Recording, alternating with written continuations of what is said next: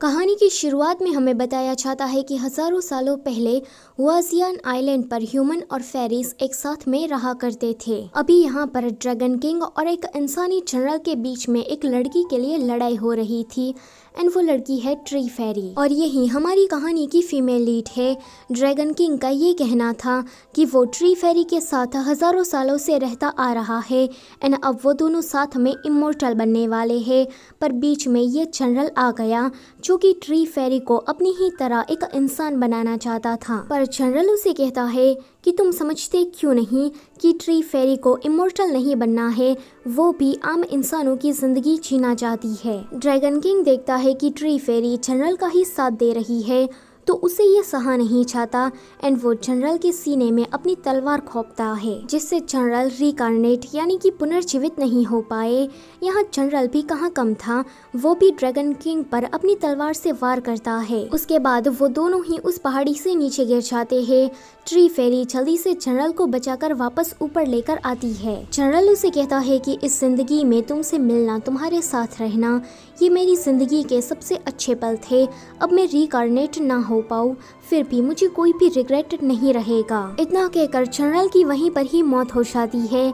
Tree फेरी उसके मरने पर काफी दुखी होती है पर फिर खुद को संभालते हुए अपनी ट्री स्पिरिट को उसकी बॉडी में ट्रांसफर करती है ताकि जनरल पुनर्जीवित हो सके। ट्री फेरी गायब होने से पहले जनरल से कहती है कि तुम अगले जन्म में मुझे ढूंढना और मुझसे शादी करना। उस जिंदगी में हम दोनों एक दूसरे के साथ खुशी खुशी रहेंगे। फिर दोनों की ही मौत उसी आइलैंड पर हो जाती है। फिर से हमें कहानी हजारों सालों के बाद की दिखाई जाती है। अब ये आइलैंड अच्छे और डिलीशियस फूड के लिए फेमस हो गया था। इस आइलैंड पर दुनिया के बेहतरीन शेफ है। ट्री फेरी का पुनर्जन्म हो गया था, वो भी इस आइलैंड की एक फीमेल कुक के तौर पर। इस जन्म में उसका नाम ह्यूअर है। ह्यूअर बचपन से ही दिल से कमजोर है क्योंकि उसे दिल की बीमारी है। इस वजह से वो कभी भी किसी के इमोशन को नहीं समझ पाती। प्यार क्या होता है उसे ये तक नहीं पता है। आइलैंड के कई लोग तो उसे इस वजह से हार्टलेस मॉन्स्टर कहते हैं पर ह्यूअर को इस बात से कोई फर्क नहीं पड़ता क्योंकि वो तो ये तक फील नहीं कर पाती। उसे तो बस खाना बनाने से मतलब है। दूसरी तरफ हम दुराव को देखते हैं।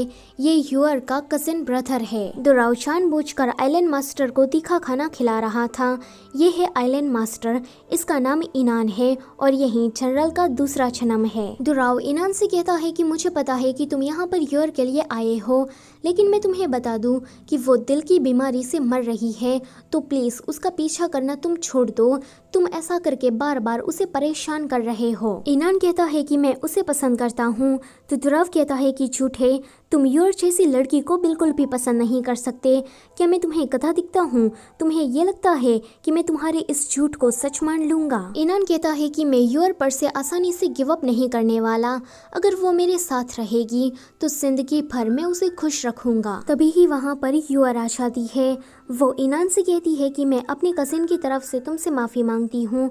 इतना कहकर वो माफी के तौर पर उसे एक डकी देती है। वो दुराव का कान खींचकर वहाँ से जा रही थी पर फिर रुक कर कहती है कि मैं जिसे पसंद करती हूँ वो दुराव है तो तुम्हें अब मूव ऑन कर लेना चाहिए। उन दोनों के वहाँ से जाने के बाद इनान का पर्सनल गार्ड आकर कहता है कि ह्यूअर ने आपको पिछले 2 महीनों में 36 बार रिजेक्ट किया है तो फिर भी आप उसके पीछे क्यों पड़े हैं? तो इनान कहता है कि ऐसी कोई चीज नहीं है जिसे मैं हासिल ना कर सकूं। एक ना एक दिन ह्यूअर को मुझसे शादी करनी ही पड़ेगी। अगले सीन में ह्यूअर खाना बना रही थी, उसके पास दुराव खड़ा था। दुराव उससे कहता है कि तुमने वहाँ पर ये कहा था कि मैं तुम्हें पसंद करती हूँ, तो ये किस तरह से था? तो ह्यूअर कहती है कि मैं तुम्हें पसंद करती हूँ, मैं ई को पसंद करती हूँ, मुझे खाना बनाना भी पसंद है, मैं तो सबको पसंद करती हूँ। ये सुनकर दुराव थोड़ा सैड हो जाता है। ह्यूअर कहती है कि इनान मुझसे शादी क्यों करना चाहता है, मुझे ये बात समझ में नहीं आ रही।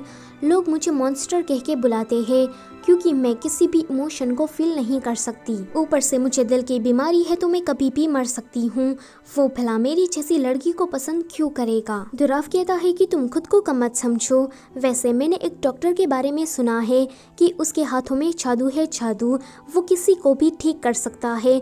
उसका नाम नानजे है। अगर हमने नानजे को ढूंढ लिया तो फिर तुम्हारी दिल की ये बीमारी भी ठीक हो सकती है। तभी ही वहाँ पर ह्यूसेन ह्यूअर की सौतेली बहन आती है। वो दुराव को देखकर कहती है कि तुम भी यहाँ पर हो। तुम्हें देखे हुए काफी दिन हो गए, पर आज तो तुम काफी ज्यादा चमक रहे हो। उसकी ये बातें सुनकर तुराफ मुंह बिगड़ता है।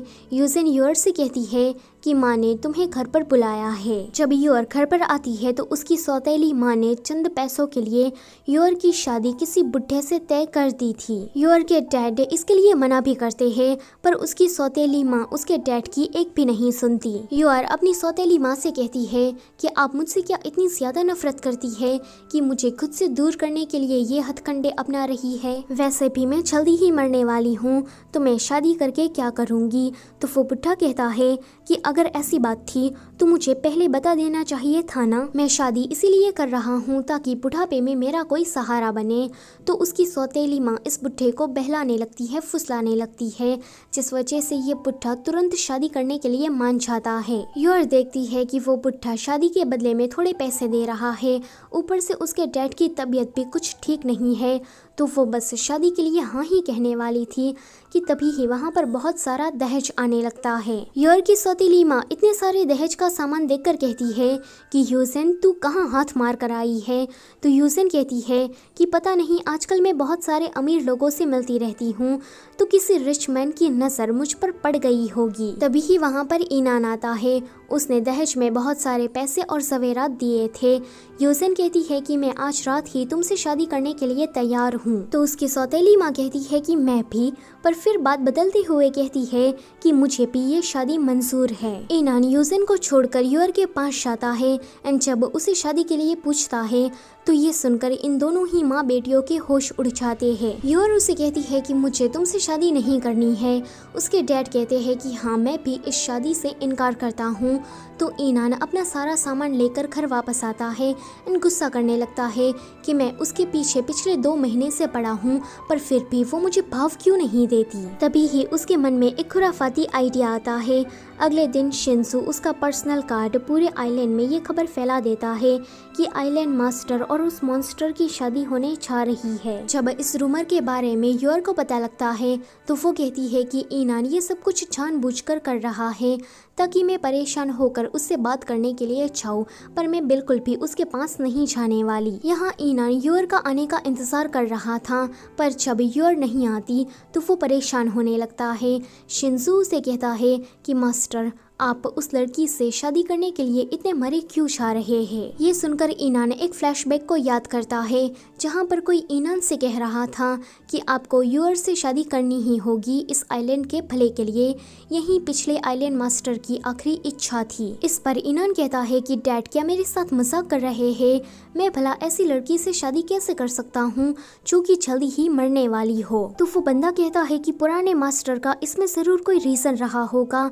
पायरेट्स हम पर कभी भी हमला करने के लिए आ सकते हैं, तो इससे अच्छा कि तुम यूर से जल्दी से शादी कर लो ताकि इस आइलैंड की पूरी अथॉरिटी तुम्हें मिल जाए। ईनान कहता है कि डैड मेरे लिए मुश्किलें खड़ी करना चाहते हैं, पर मुझे ये चैलेंज एक्सेप्ट है। वैसे भी वो यूर तो जल्दी ही मरने वाली है।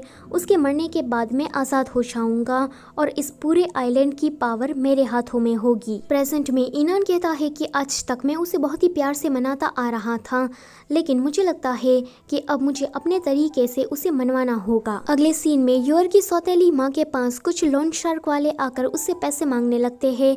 डराते हुए कहते हैं कि अगर तुमने हमारे पैसे नहीं दिए तो हम तुम्हारे टुकड़े टुकड़े कर देंगे। यूर की सौतेली माँ उन लोगों से डरकर अपना सब कुछ गिरवी रख देती है। यूर के पास उसकी सर्वेंट आकर कहती है कि कुछ लोगों ने हमारे घर पर कब्जा कर लिया है एंड अब वो हमारी नूडल शॉप पर भी कब्जा करने के लिए आ रहे हैं। वेल ये सारा किया धरा ईनान का था।